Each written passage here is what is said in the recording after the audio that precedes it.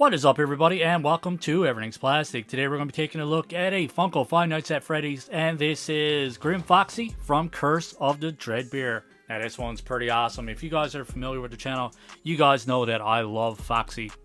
So we'll start by getting a closer look at that packaging. Pretty much your basic card figure. All plastic going around, nothing fancy, nothing really cool to see with that. On the back though, we do have some of the other figures in the wave. We have Dreadbear, Jack-O Bonnie, Glitchtrap, and Grim Foxy.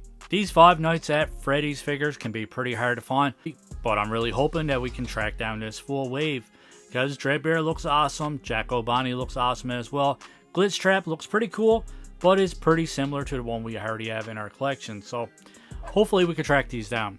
So that pretty much wraps up packaging, guys. We'll be right back with Grim Foxy outside of the package to get a closer look. We are back and we have Grim Foxy outside of the package. So let's start by getting a closer look.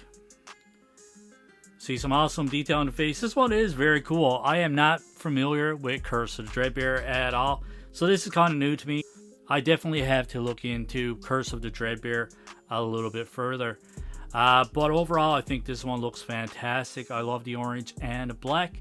The translucent plastic is pretty cool. There is some blemishes in the plastic in a few places. It almost looks like there's cracks or something on the inside, which is kind of common with any kind of translucent plastic.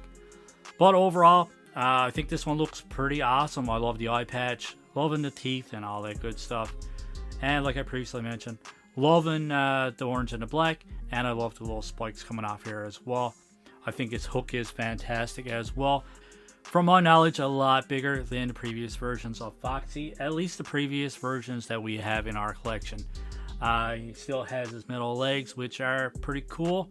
Overall, I'm really enjoying this one. The paint application on this one is a little bit messy in a few places. Other than that, nothing really bad to say about this one. I think this one's pretty cool.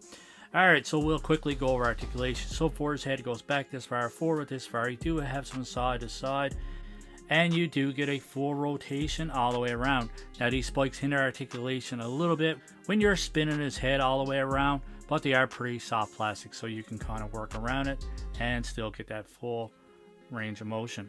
For his shoulders, it comes up this far. There's a full rotation there.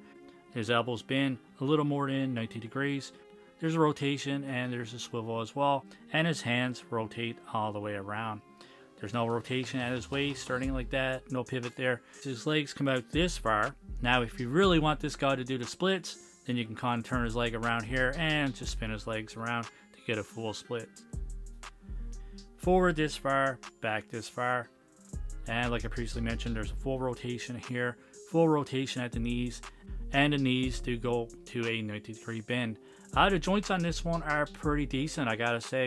A lot of the older ones, I find that as soon as you start moving them, they actually come out. Now you can remove these and mix and match and kind of make your own Five Nights at Freddy's character, which is pretty cool. But at the same time, a lot of these, when you're playing with them, the joints actually come off. But I gotta admit, this one actually feels nice. Like you put his arm into a position and it actually stays there, which is the way it should be. Not loose, not floppy, kind of stays into place. So fantastic. Highly recommend this one so far. So just to give you guys a quick comparison to some other Foxy figures that we have in our collection, here we have them next to this version of Foxy, which we already did a review on, so if you guys want to check that out, feel free to do so.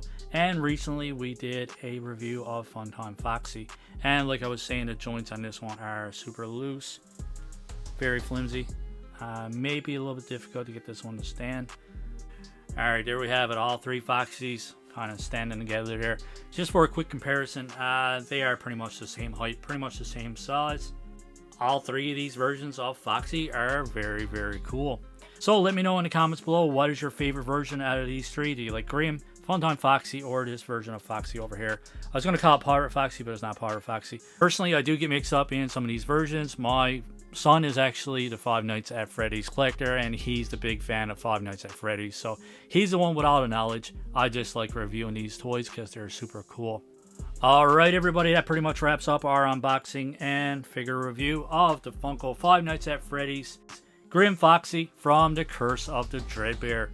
Overall, I think I'm going to give this one a 9 out of 10. This one is solid. Paint application on this one is pretty nice. The joints feel pretty nice as well. And I just love the overall appearance of this one. Think they did a pretty decent job. So as always, let me know in the comments below what you think of our score of 9 out of 10. Let me know what you think of this figure, and let us know what you think of our review. If you like this review, please hit that like button, and please consider hitting that subscribe button as well. If you are looking for these figures, please check out Entertainment Earth and use our promo code PLASTIC27 at checkout to save yourself 10% and get free shipping on any orders over $59 in the US. As always, my friends, I hope you enjoyed this review, and I hope you enjoy the rest of your day. Keep collecting, stay safe, go buy some toys.